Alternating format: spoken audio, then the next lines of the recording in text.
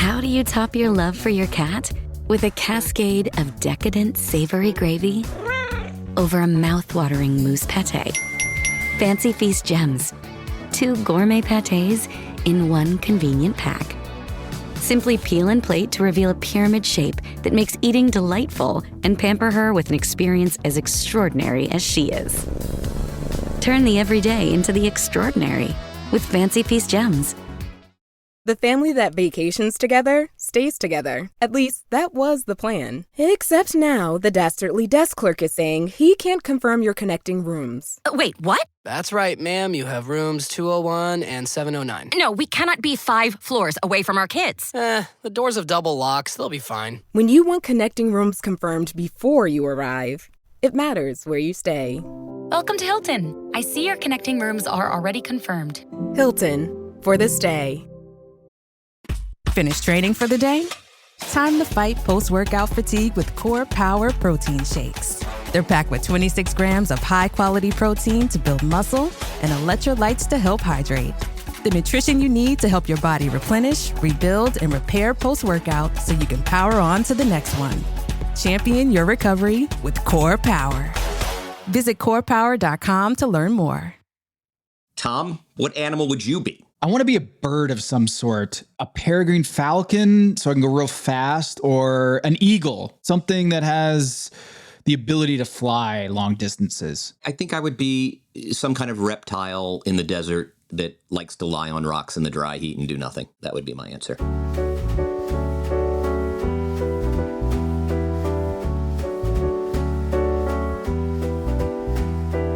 This is Pack Your Knives. I'm Kevin Arnovitz. And I'm Tom Haberstroh. Tom, episodes 304, 305. That is what we're going to discuss today on The Bear as we officially hit kind of the all-star break, the mid-season point. This would mark the 4th and 5th episodes of a 10-episode season.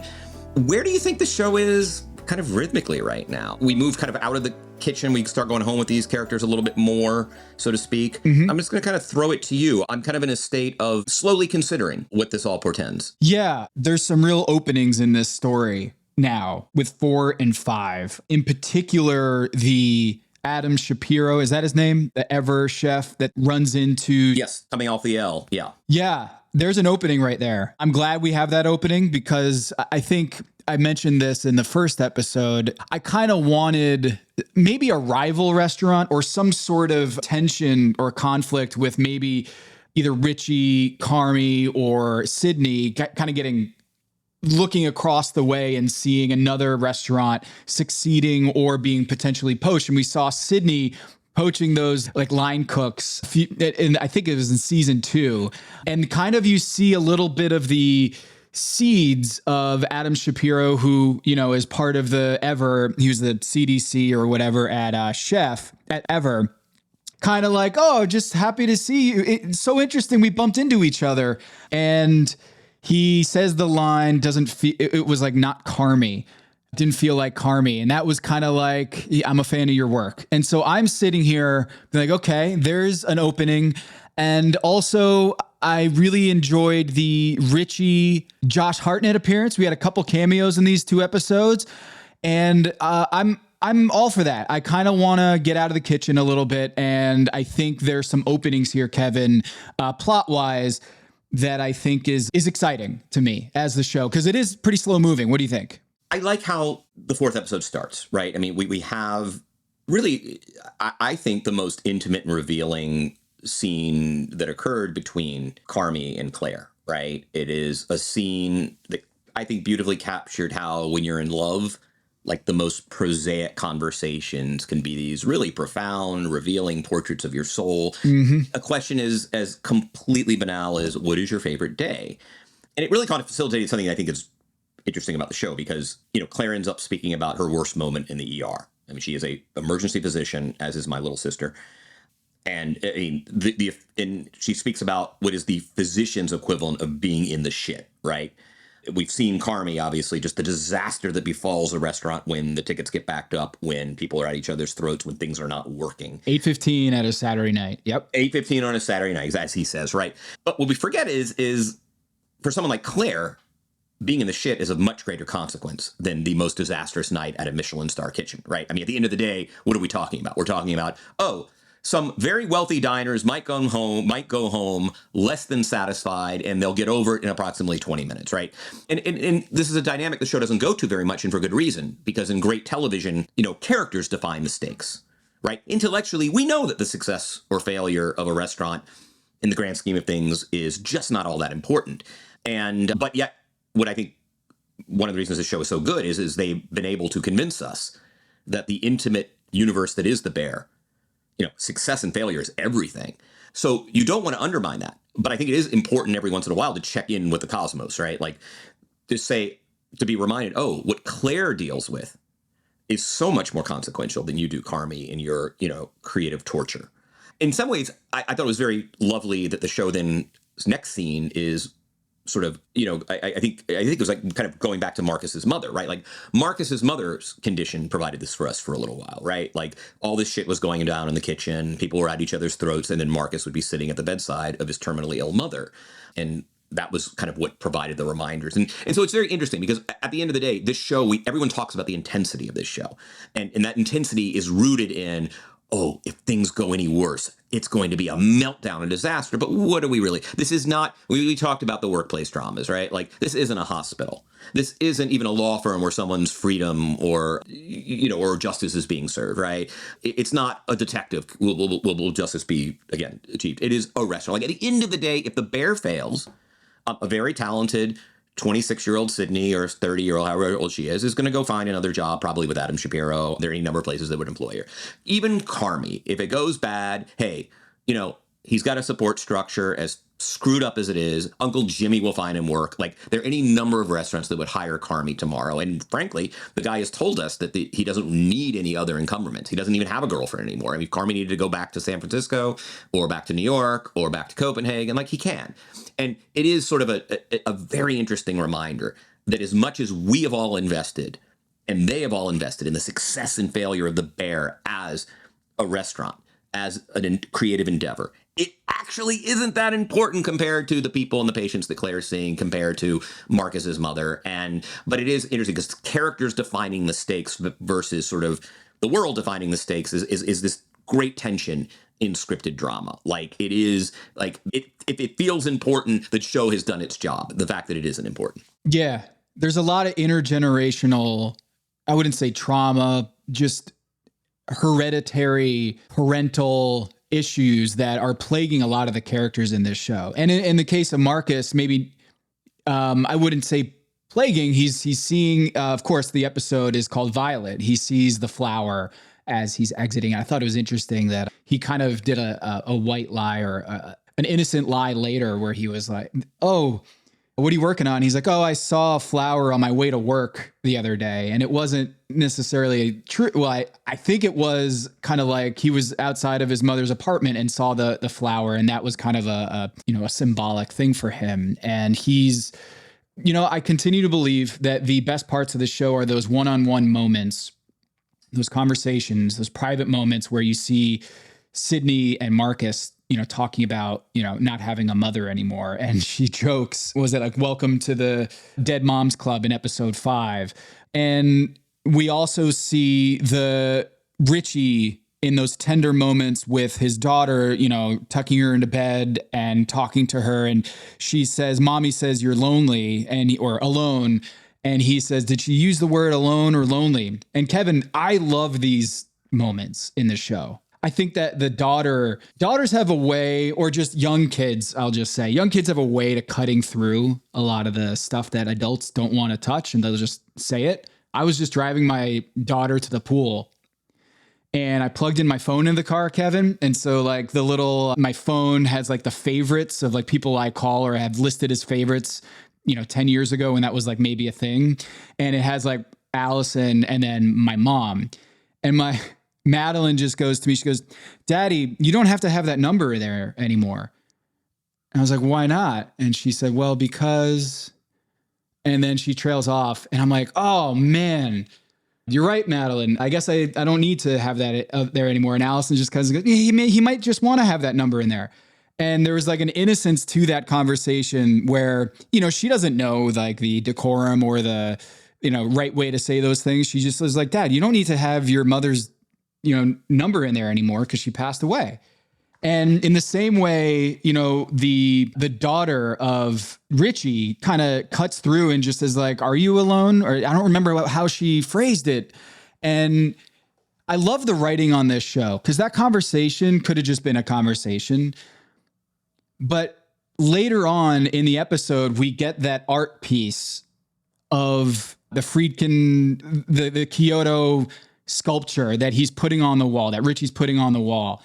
And it's about loneliness. It's about being alone in the world and the metaphor and the sculpture and all that. And the artistic piece that he and Nat talk about. And there are these kind of callbacks, these like circular, metaphorical just callbacks for the writer. And I think it's just, I love the writing on this show, not just the dialogue, the Sorkin-esque like back and forth, Punch Judy stuff that you mentioned earlier. But I just think it's the full circle kind of callbacks in this episode were excellent. I thought episode 4 was a little stronger, in my opinion, than episode 5. And there's, I don't know, Sydney and Marcus. I wonder how you feel about him asking her out and how she's kind of like, oh, we don't need to talk about it. And he's like, no, let's talk about it. How do you feel about that that thing? Well, going back for a second, I mean, I think I would, one thing I would disagree with is speaking about the garden in Kyoto is, I think what to me, the commentary, to the extent there is any, is sort of about the difference between loneliness and solitude, right? Yeah. I think they're two completely different things, right? Like to me, is it being alone in the world or being lonely in the world? And I think those are, and that is essentially, in some ways, kind of the struggle of multiple characters in this show. And, I'm with you going back to kind of Richie and the daughter. What animal would you be? In some ways, it was a nice contrast to, not even contrast, actually, it was actually quite the opposite. It was a compliment and even a replication of kind of Claire and Carmy's conversation. Which day of the week would you be? Which day of the week do you like most? Again, one of these, the most prosaic question, two kids in the backseat of a road trip trying to amuse themselves would ask themselves, right? Like, what animal would you be? And, it's funny. I think this is the episode, I will say, as somebody who's been slow to Richie, who, by and large, I love the Forks episode. I think Richie's compelling in many ways, but I'm not, I don't have the attachment to the character that you do. But I will say that this episode worked for me, the 4th episode, insofar as I think it convinced me that Richie cultivating grace has probably become one of the most potent emotional character journeys in the show. Can Richie cultivate grace?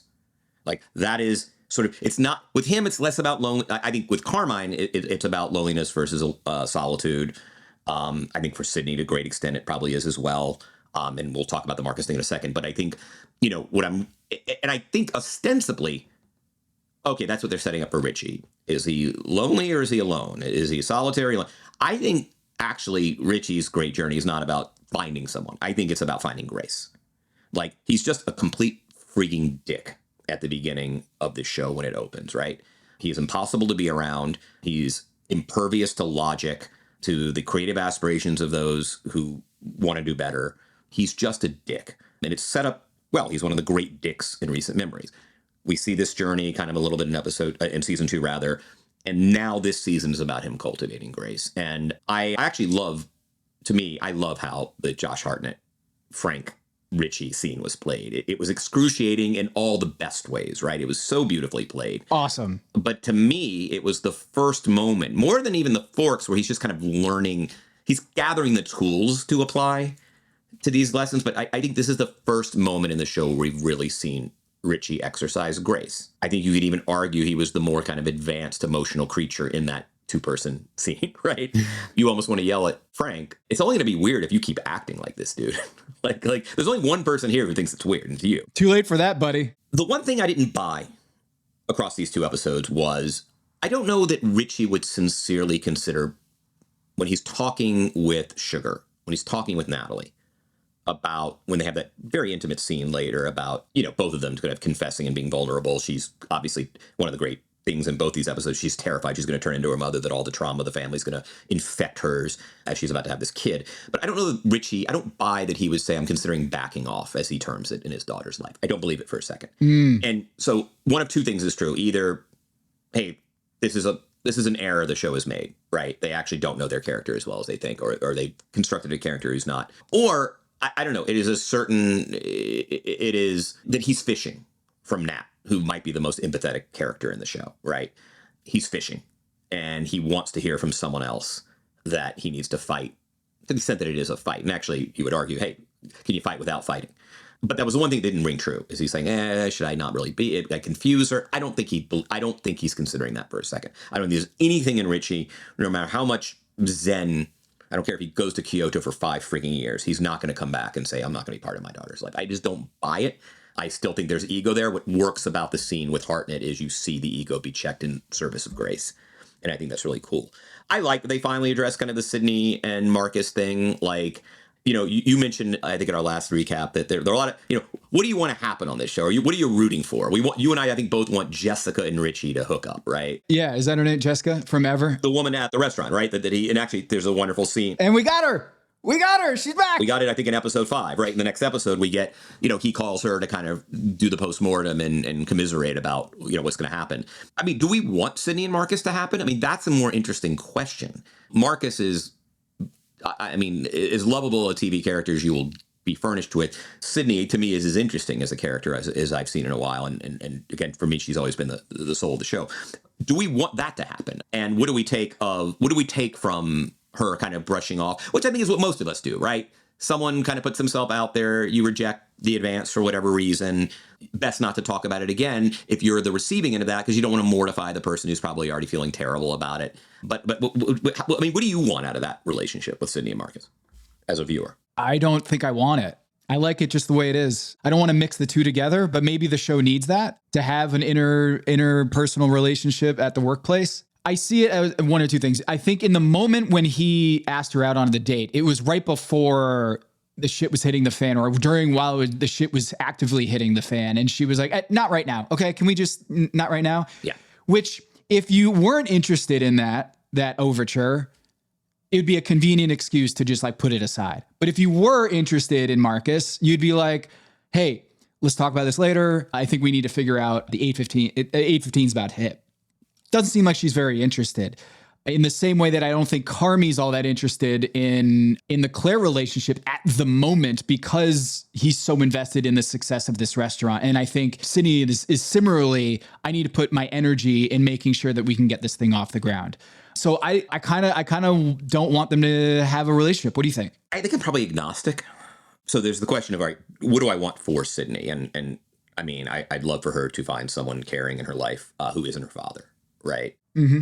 And we see that, you know, she's actually moving out, and, you know, which leaves her a little, you know, unmoored insofar as it's clear her father, look, she lives an insane existence, and that's what we've been told about these chefs. Right. And to the extent that you need to be grounded, the father provides that. And so, I mean, who better than Marcus? You know, it's a workplace romance. I don't know that I want or need, but I wouldn't begrudge either of them. He's just such a, and I actually think, let's put this, I think Sydney would benefit greatly from a relationship with Marcus. I have no doubt about that. You know, Sydney's inner life is really interesting. She's one of the few people in the show, and by virtue of Marcus asking her out, she's one of the only characters in the show we know nothing about her romantic life. We know nothing about, we don't know her sexual identity. I mean, she is truly a cipher on a romantic and sexual level. She just is. And I think that's an interesting choice for the show to make, right? We still don't really know. Like this Marcus thing, she's closed it off and shut it down pretty quickly. And we don't know. There's no tell there. Is that because, hey, it's inappropriate in the workplace, I'm effectively your boss? Is it, I don't like men? Mm-hmm. Is it, I don't want to date people from work, irrespective of the power dynamics and whether it's an HR case or not? It's messy. Mm-hmm. Is it for all we've given crap to Carmy about, I don't need amusement and it's a distraction. Who am I? I'm a sociopath. Why would I ever be in a relationship? Does she basically feel the same way, just doesn't state it from the walls of a freezer? Does she feel that way about, I can't do this and that? or that would make me feel too good that I need to do this without a safety net, and that is the safety net. Like, why, right? Am I just not attracted to you? Like, we don't know. Like, it'd be very interesting to sort of the exercise would be if we had, Sydney, the character here, like, so why not? What would she say and what would she really believe? And I don't know the answer to that. And I don't think that's a failure of the show. I just think she is one of those people that, has been rendered sexless and romanceless by the show. And that's okay. And in some ways, I kind of like her. I like characters to have a part of their character that isn't. I like characters to have something inscrutable about them. And this is clearly where Sydney is. In contrast, I got to tell you, again, these were not my two favorite episodes of the show. And you could tell by my intro, I'm teetering a little bit. But I will say that I loved the Carmy and Sydney scenes. And I'm never happier than when they're sectioning grapefruit, because I'm very invested in the dynamics between them, in the conditions that will make this restaurant succeed or fail, in the process and craft stuff. I think the show set up so well. The Tribune review hanging over the show and hanging over them. Oh, yeah. Let's talk about that. That's great. Whether it's the grapefruit sectioning, and I loved, what I loved in the next episode was they're talking about Chef Terry closing a restaurant, and they're talking about the Béarnaise sauce and maybe a mint reduction instead of the whatever condiment he had prepared. I forget which mint thing he did. And I just like the two of them in the kitchen. I love the two of them in the kitchen. It's when the show breathes most deeply to me. And I want more of that. I want more at stake. I don't know, as much as I love those shows, if this is advancing as a dynamic. I did love her saying, the communication. I thought that scene was great. Talking about the communications falters, that was the grapefruit sectioning scene. She's really good at disarming him. Yes, I like watching. You're getting at it, right? Like, he is a live wire. It's like playing a game of Operation, and watching her sort of maneuver. And it used to be much more deferential. It's becoming less deferential, but it can't be completely undeferential because he'll crack. I like watching her try to kind of further the channels of communication and try to figure out how to get him to act or not act. And I think it's this part of the show, at least in these two episodes, which I didn't enjoy greatly. Though those were two of my favorite scenes across both episodes. When she says it's very 2014 or 2014. The foam, the Béarnaise, yeah. He could have bit her head off, but he didn't, because I think she's developed a certain level of credibility in his eyes, and he clearly is struggling. He's throwing out those dishes. I would like to eat those dishes. Please don't throw them out. They're delicious. I can't stand to see food wasted. Yeah.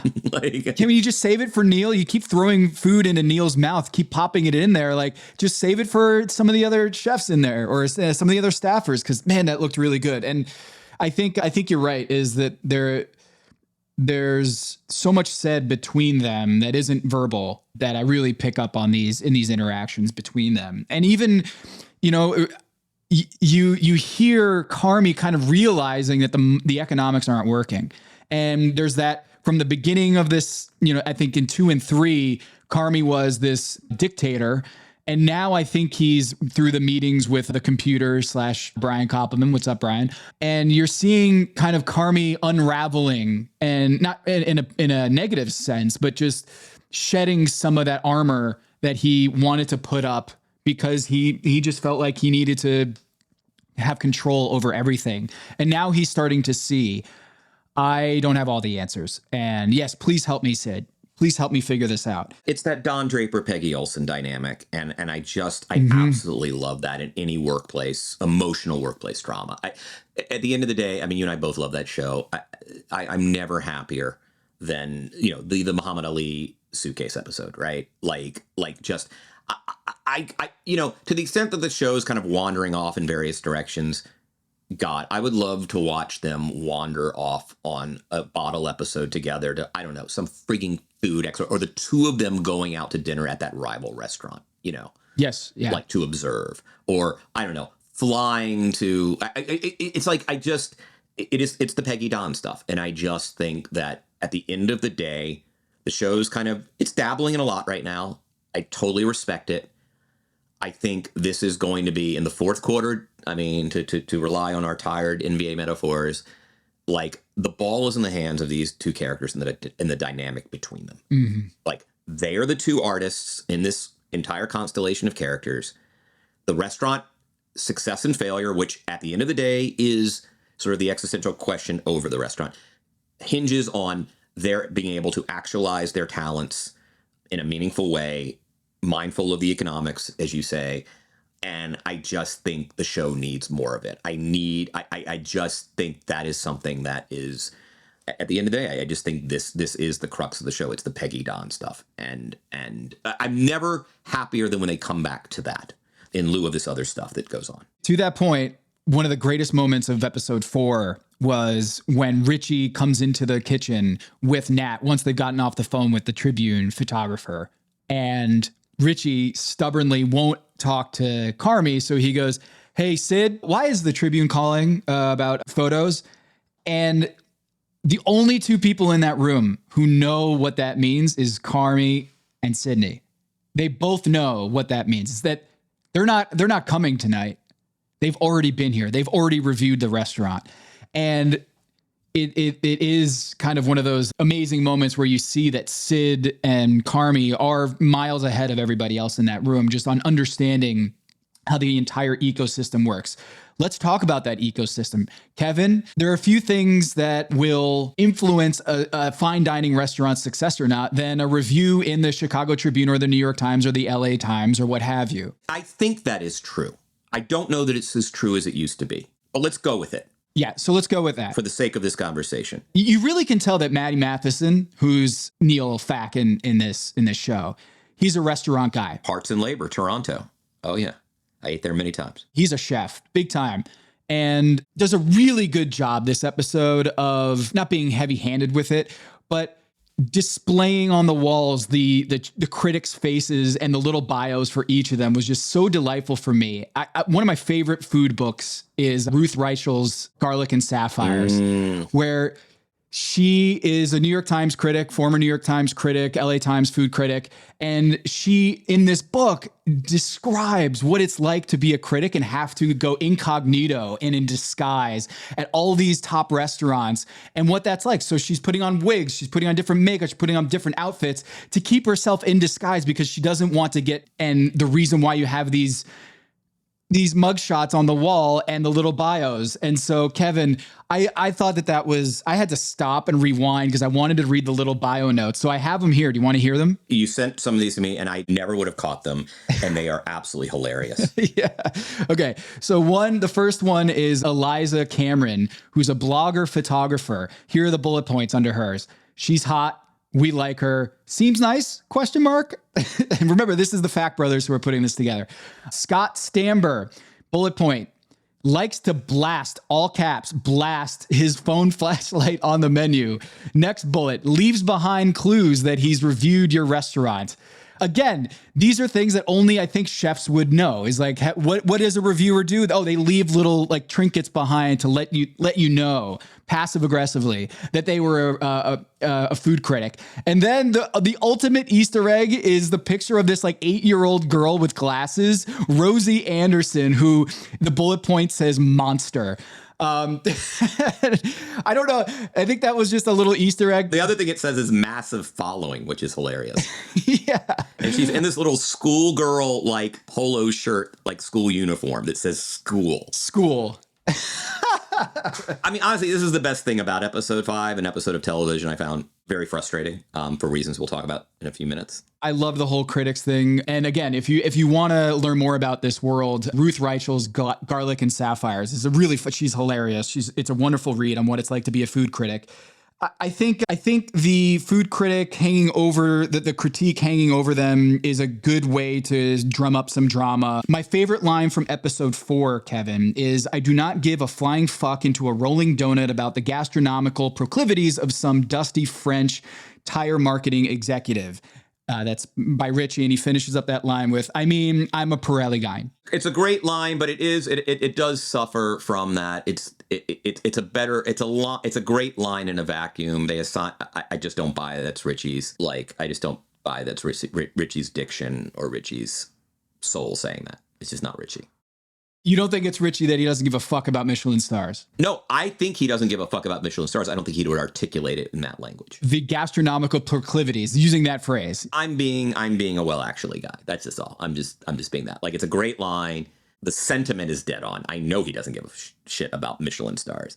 That's it's beautifully rendered as a sentence and as a piece of dialogue. It just would it be Uncle Jimmy? No, it wouldn't be Uncle Jimmy who would say that line. I don't know if there is. I don't think there is. I mean, no, it would be importing an Aaron Sorkin character, dropping them for all of 11 seconds into the bear's kitchen to deliver that line. Right? Like that's what it would be. Another thing I want to ask you, Kevin.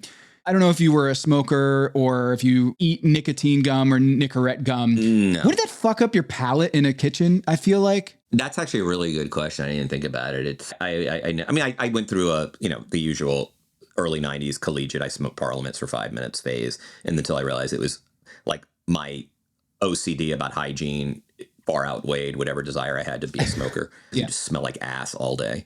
Having to dry clean sweaters when you have no money is just a real problem. Do you find that smoking cigs would impair your ability to taste food? I feel like it would. I don't know. I don't know enough about the chemical properties of nicotine. Like I know it hurts. Like Joni Mitchell's voice really tailed off in the late 70s because of her stuff. So, Sure. I just when Carmy is eating the nicotine gum while tasting his food, I'm like, wait a minute. That feels like to me a bad idea. Bad idea. Hello, listener. It's Producer Maze here to talk to you about Quince and their cookware. Cooler nights mean cozy meals at home, and Quince's cookware has made fall cooking so much more enjoyable. Their pieces deliver the quality and performance of luxury brands, but at a price that makes sense. And they look gorgeous on the stovetop, too. No matter what item you need to complete your kitchen, Quince has you covered with 5-ply stainless steel pots and pans, nonstick skillets, chef-quality knives, and even ceramic bakeware, which is perfect for cozy casseroles or Sunday roasts.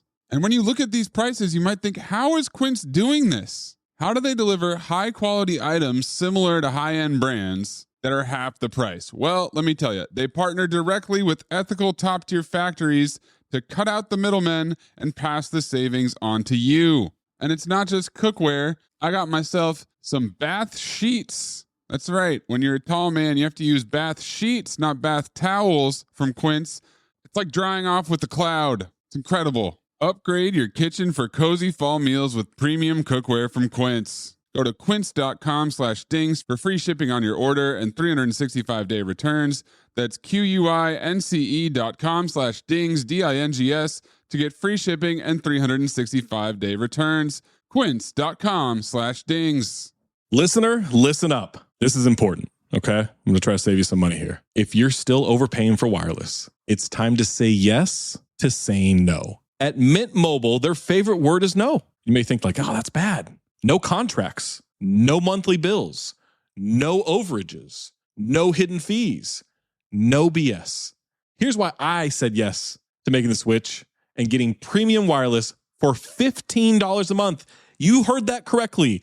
$15 per month. Ditch overpriced wireless and the jaw-dropping monthly bills. And of course, there are all these hidden fees and stuff, but at Mint Mobile, plans start at $15 per month. All the plans come with high-speed data, unlimited talk and text. You're not doing like weekend and nighttime minutes or anything like that. And it's delivered on the nation's largest 5G network. Use your own phone. Don't have to get a new phone. Use your own phone with any Mint Mobile plan and bring your phone number along with all of your existing contacts.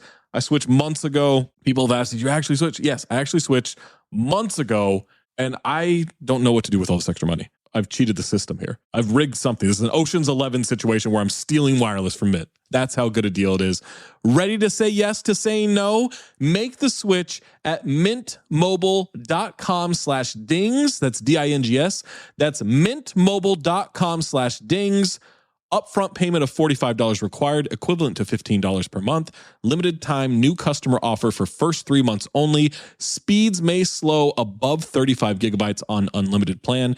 Taxes and fees extra. See Mint Mobile for details. Hello, listener. It's Producer Maze here to talk to you about Kindred. Now, close your eyes like Owen Wilson during a job interview and imagine a way to travel that feels personal, comfortable, and connected without the price tags and the sterile feelings of hotels or short-term rentals. Now open your eyes and stop using your imagination because Kindred has made it very real. That's exactly what they do. Kindred is a members-only home swapping network. It's not a hotel. It's not a short-term rental. It's a smarter way to travel where each stay feels like home. Here's how it works. With Kindred, your home is your ticket. You earn credits by hosting fellow Kindred members, and then you use those credits to stay in over 220,000 homes in more than 100 cities worldwide. There are no hotel costs or rental fees, just the credits that you've earned. Every stay comes with white glove service,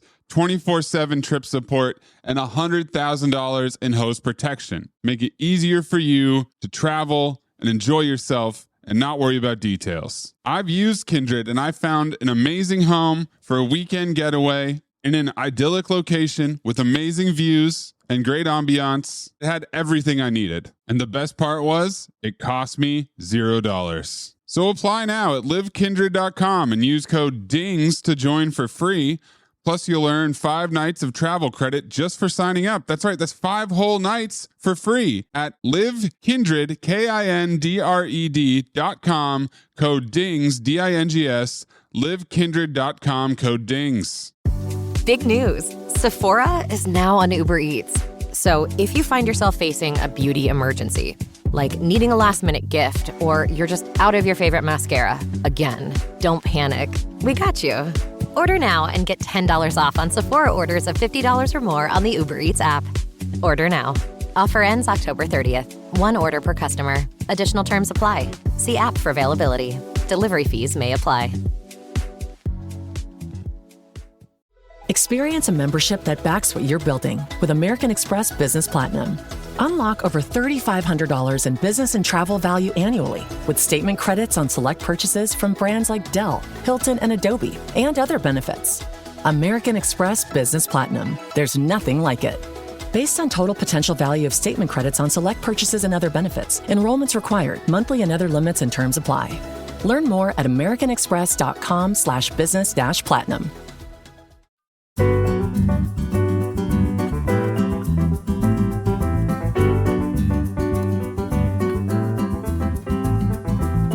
Let's go to episode 5, which is called Children. We're opening with Nat praying at the church alone. There's some kind of like dramatic music. Dream, little one, dream while she's there. Interesting choice there. I'm sensing a lot of clock. Are you getting a lot of clock, like clocks, time as being a theme or motif in this show where you have Carmy looking at the clock, you have Nat staring at the clock. There's every second counts from of course, Chef Terry. And I had to ask you, Kevin, do you still have one of those like clocks in your room, on your bedside table, or do you prefer not to have anything bright in your bedroom? Because I kind of feel like that might be a 1990s thing or a 2000s thing. Do people still have like bright clocks in their bedroom? I don't. We have nothing in our bedroom. Like I'm a weird guy. Like it's shoji screens, white oak, and nothing. Like I have created the minimal bedroom. There's this like I got to design sort of the bedroom a few years ago, and it's like I don't want anything of course in the bedroom. Least of all a light. And actually, I have this USB thing where the phone goes in the little drawer in the built-in, so it's not even on the nightstand. It is hidden, but there's a USB inside the drawer, so you plug your phone in, and it stays in that drawer. And that doesn't. I can't even do that thing where you tap the phone in the middle of the night to see what time it is. Like I just kind of want to be. So no, I don't. But I do think a lot of people who have, I mean, you and I both have similar profiles. Like we're both incredibly early risers on our own, right? Like we both just wake up on our own. And 2, we both have jobs that are a little less, like we don't have to clock in, clock out. So, but I think people who kind of work a job where they got to get to the train and get kids off to school still have clocks on their bedside. I do. Yeah. And we see Richie had that in Forks where he's, hitting the snooze button or he's up ready, bright-eyed, bushy-tailed. Once he kind of, oh, by the way, did you notice what animal he chose initially and then he changed it? He went Caterpillar. Wait, nope. Fox. And then a fox. Don't know exactly what that says. Obviously the caterpillar metaphor, butterfly, all that. But the fox thing, interesting choice by him. Okay. Thing I didn't really like about episode 5. I was a WWE, WWF fan growing up. I love The Rock and Stone Cold Steve Austin, Kurt Angle, all of it, Triple H, all this. Even though I have my soft spot for wrestling and pro wrestling from my childhood, wasn't a fan of John Cena in this episode. Wasn't. It didn't work, and it was almost like it was purposely outrageous that John Cena would be one of the facts. He's huge. He's built out of marble. He looks nothing like the Maddie Matheson and the other actor who plays the Fact brothers. And it felt like too much. And it's almost like, a little bit of the facts is good. Too much of the facts is too much. And I wasn't a fan of the whole haunting thing. It was cool at first, but I think they overdid it. I found myself trapped in the storyline of like, why is he there 2 minutes before the photo shoot happens? And it just seemed like, hey, we got John Cena to do a cameo. Who's he going to be on this show? And to me, it just didn't work. It didn't work on a number of levels. I think in general, I am far less charmed and amused by the Fact brothers than the median Bear fan. I just am. I think, and particularly this season, I might have more patience if there were equivalently fun, idle stuff emanating from the kitchen, whether it's from Tina or Ibrahim, or even like, more Jimmy Cicero. It is an article of faith in the 2020s that a scripted television series will saddle you with something you don't give a single shit about. And you know what? I don't care about the SD cards that Ted Falk stole from Sammy. I don't care about the terms of what a haunt is in the Fact Brothers universe and what it entails and what it's permitted and what's out of bounds. Like, I like comic relief, but again, I prefer it in the form of like Oliver Platt, or even Richie's interest in dabbling in Eastern adjacent pop philosophy to better himself. I think the Fact Brothers stuff, you take 2 or 3 of the best jokes, one of which was, we need a duck, I saw one at the park, which I thought was really funny. Mm-hmm. But I just don't care. And again, there's certain allowances done. The show hasn't laid enough track to earn that, in my opinion, this season. It was the first time I really got frustrated with the show this season. To the extent that I am charmed by the comic relief character in a scripted drama, it's someone more like Joanna Cassidy on 6 Feet Under, Brenda's mom. And, maybe that's it. Maybe like I'm the gay man, like the bro humor that exists between dueling brothers. By the way, whether Cena is realistic as a Fact brother or not, I just don't even give a shit. But like, because that to me is the least of the problems. And maybe that's just it. Like, I don't go for the bro humor as actively. I'm much more of the give me the hilarious diva-ish, fantastic mom.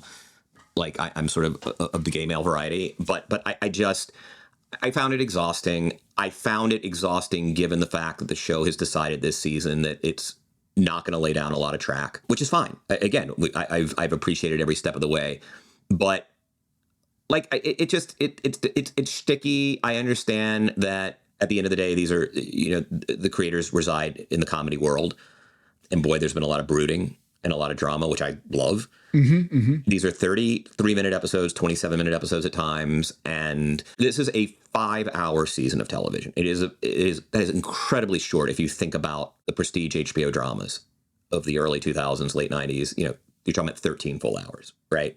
Even the hour-long 8-episode Netflix series, or you're talking about like it is precious little time, Tom. And I do think I don't want to. Well, this is actually a good segue into computer, who I think both you and I are very excited to talk about. Yeah. How many minutes do you want Steph off the floor? And how many minutes are you going to give to the 8th man who clearly is demonstrating that every time he steps on the floor, the team just coughs up the lead and just is far worse when him on the play. And I love Maddie Matheson. Listen, I loved Parts and Labors. I like him. I liked him on Top Chef. I think as a diversion every once in a while, or what's really fun is when you have serious scenes and sort of the comic, like which of these things is not like the other, and he's at the kitchen counter kind of as the oddball. I did like the not pouring the mirepoix broth. Like that's a good bit. Mm-hmm. Mm-hmm. This was kind of a moment where I think the show kind of lost me. I in my rewatch, because I watch every episode twice before we talk about them, I just fast forwarded it. I was like, I just don't need this. Yeah. It's vain. Yeah. And I don't think and let me tell you something, if Tom Haberstad's not amused by that shit, the little brother of 2 big brothers loves Maddie. I was wanting to eat it up. I wanted to. They don't have you. I because I'm easy to alienate on this level. I admit, like I also I appreciate that I value different things, and like that's cool. Like they don't have to indulge me. There's no fan service here. But that to me was just I think the show becomes, I think anytime a prestige show becomes conscious of what it is and who it is, and that they can take liberties and let's take them,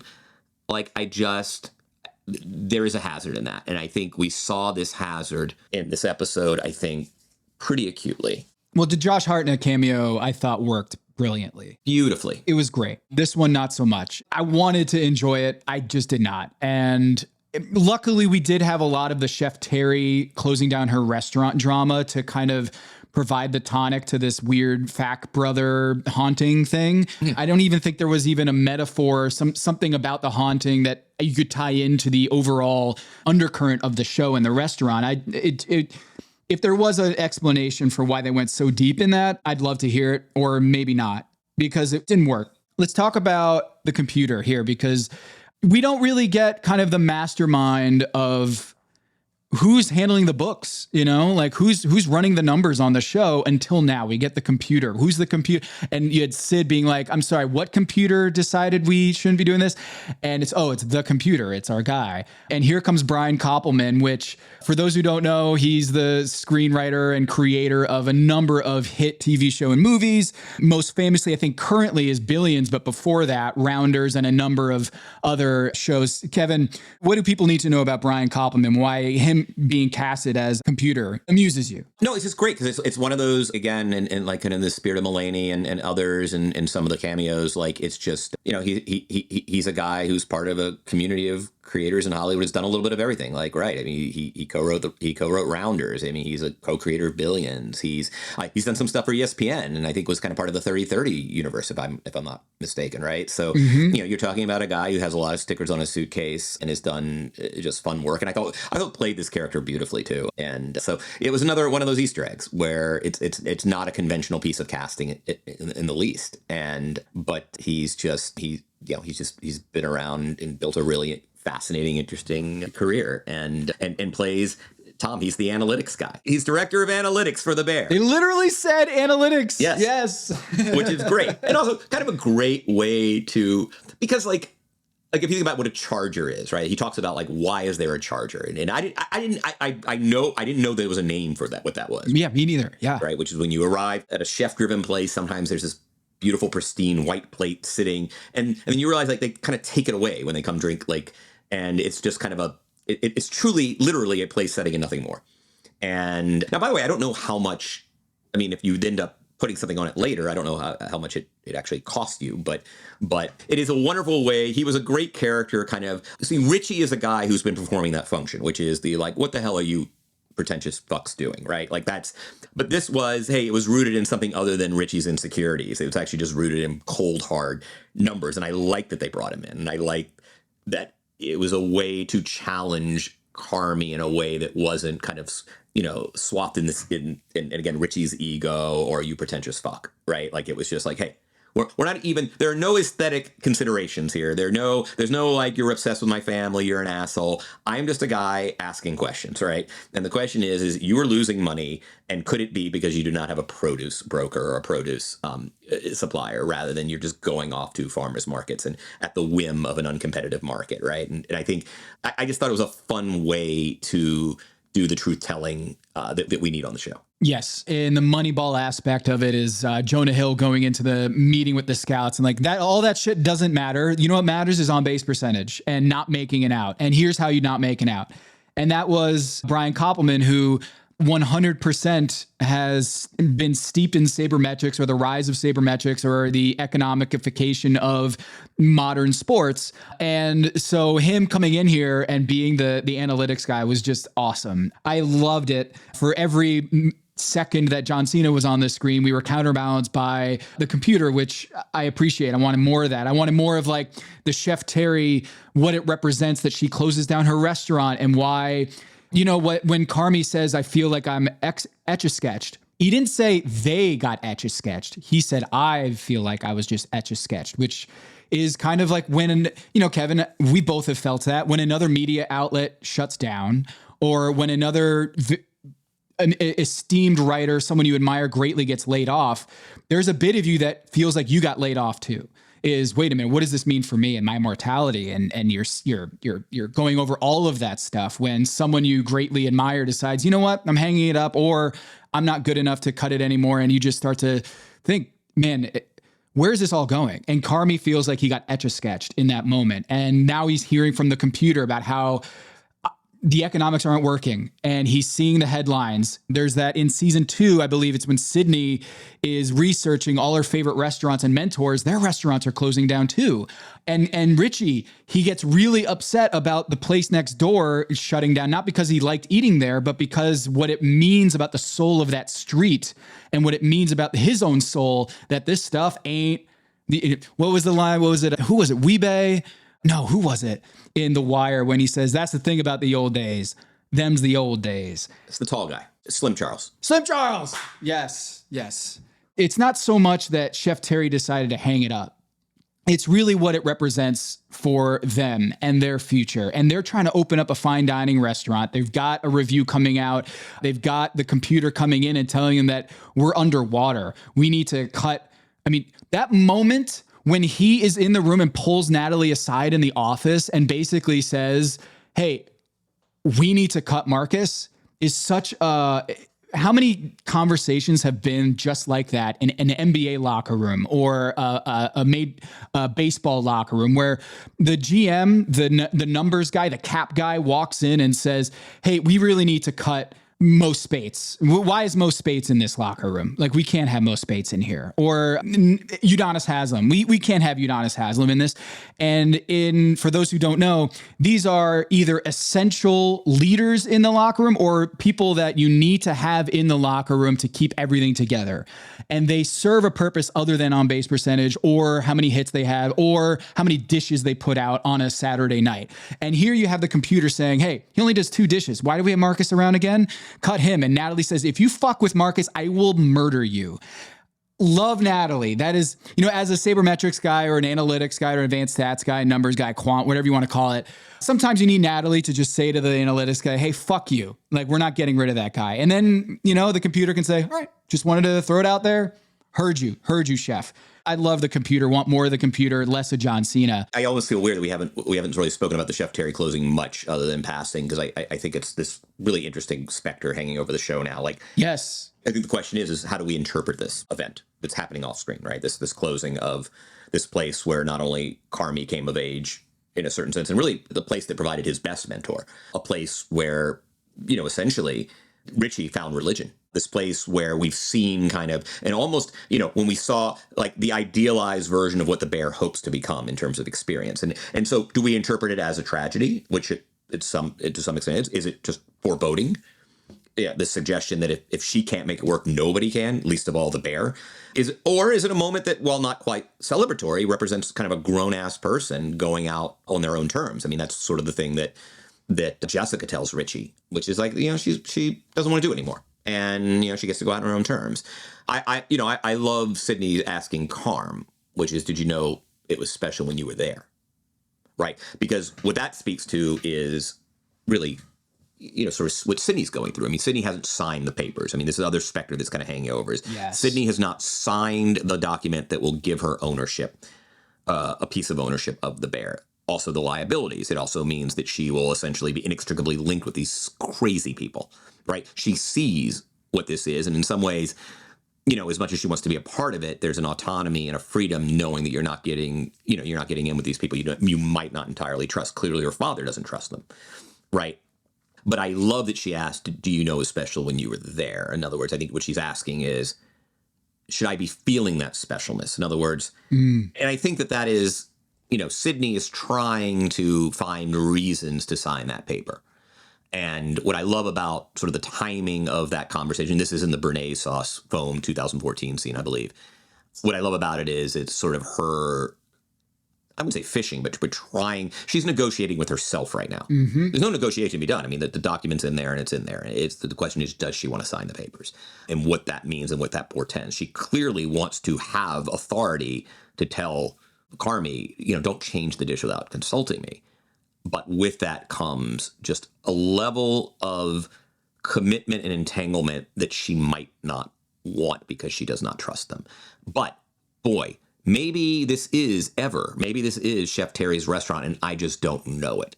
surely, I'm sure there were days there that it felt like you were in the shit and things weren't going well, right? And so, it's part of that self-negotiation. But, how do we interpret it is sort of an interesting question. And it's a lovely juxtaposition with computer, right? Like, can we make this work? I mean, we've had, Hershey, our friend who's been on Pack Your Knives, does this a lot. He is I wouldn't say that this is his number one thing, and he does many things for restaurants, but one of the things he does is says, hey, you like both of these dishes, you're passionate with it, and this one has a margin that is X number greater than that. And so, like, you might like the more expensive dish to prepare 5% more. Is it worth a 30% less in return?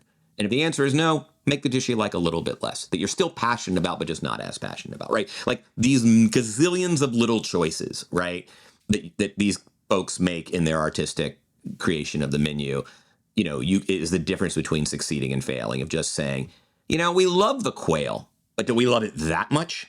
Am I that wed to it? If we're going to lose on one dish, which do we lose on?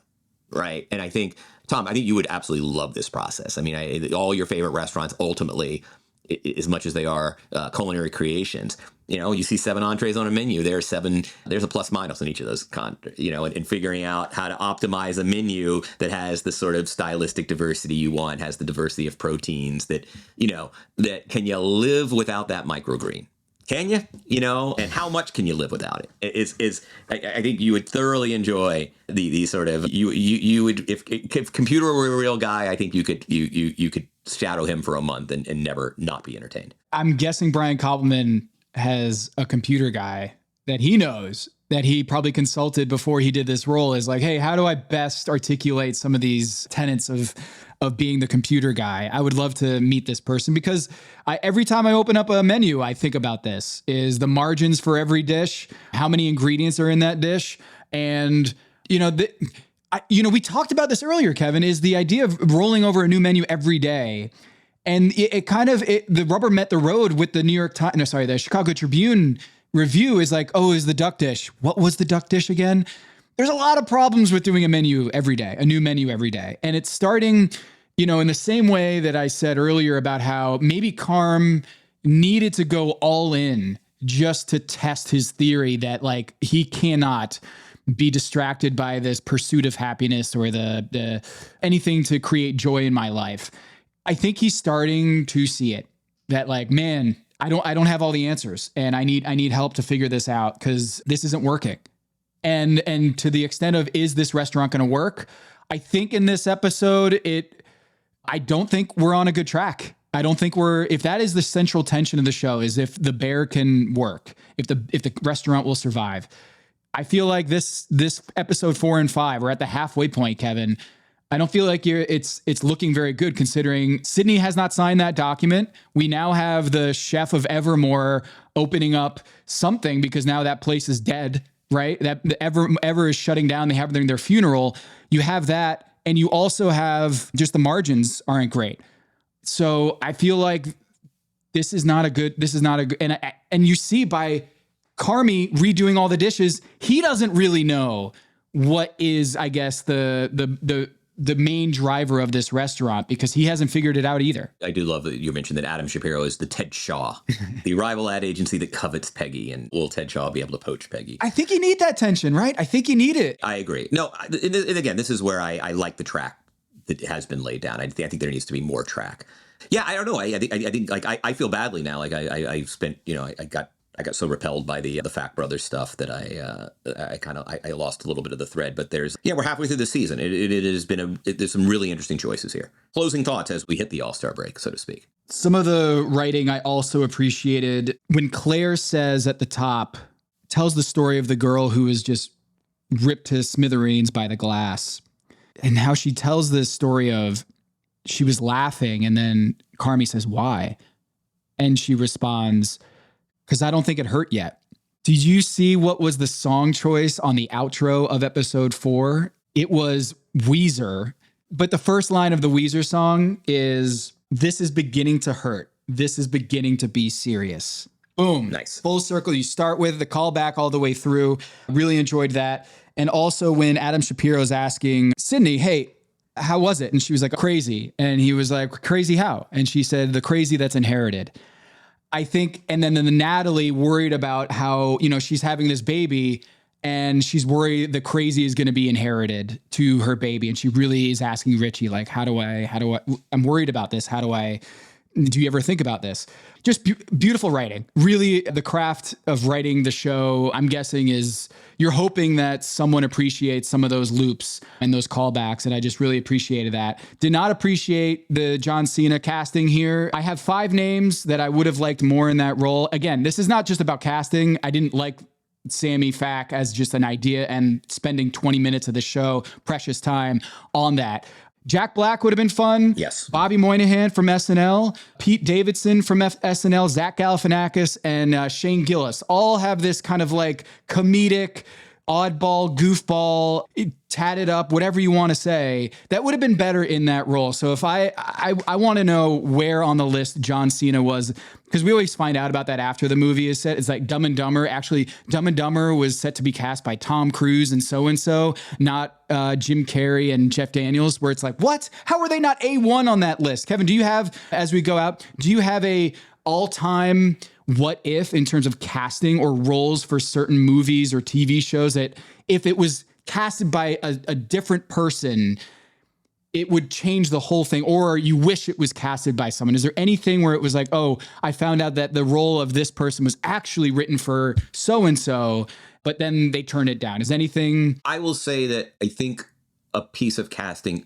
upgrade maybe for me that could have, I think, changed the overall fortunes of the show. That it was a good show, really good show, but I think could have gotten it into the sort of the canon of great, 2000 teen dramas. Was I always wondered about *Halt and Catch Fire*, Lee Pace in that main role. Oh, okay. Like it just didn't work great for me, and I've liked him in other things. Interesting. I had never met him before in a show, and I was like, who is this actor? I've never seen his work before. And Lee Pace in that role, I love that show, by the way, *Halt and Catch Fire*. If you haven't watched, I really like that show. I feel like it could have been a breakout show. As Joe, it didn't work for me hugely. It just didn't.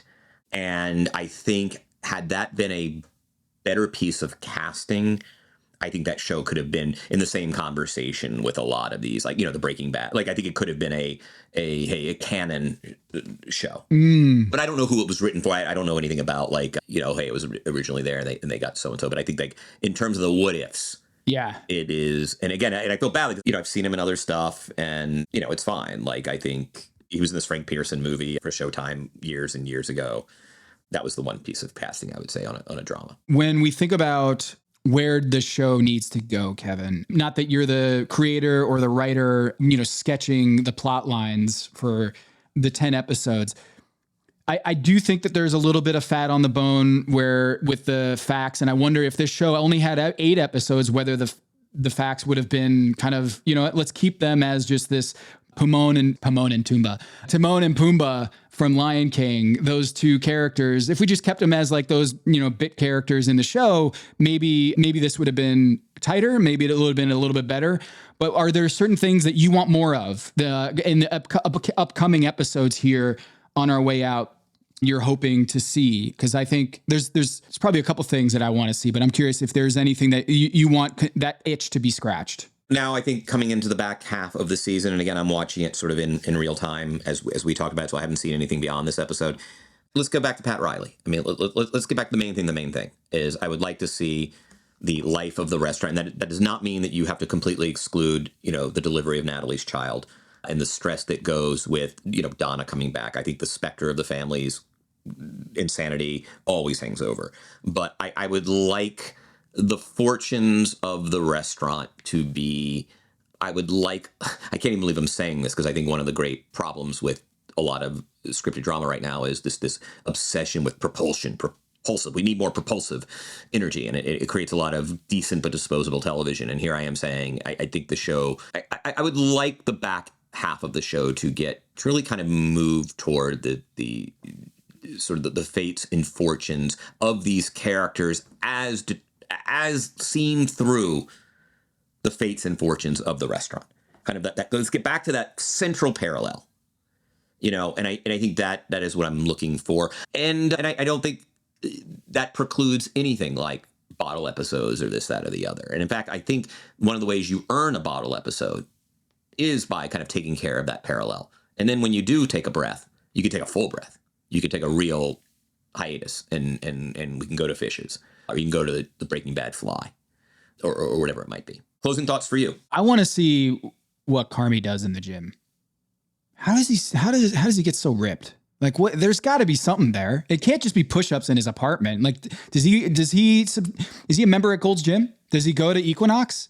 Like, it doesn't seem like he has the money for, or the desire to fit, a few $100s a month on a budget to go to a high-end Chicago YMCA or a high-end fitness gym. But he's ripped. And we haven't even talked about it. We're 2.5 seasons in, and this guy's wearing this hunky white tee every day, and his biceps and tries are bulging out of his shirt with these tattoos. And we're just not going to address that. We're not going to address it. I think that could be a nice way to add some dimensions to Carmy in a way that we haven't gotten, is how the fuck can he stay that ripped when 99% of his energy is put towards a soul-sucking restaurant? Maybe there's a pull-up bar in the apartment. For Tom Haberstroh, for producer Anthony Mays, this is Kevin Arnovitz, and this is Pack Your Knives.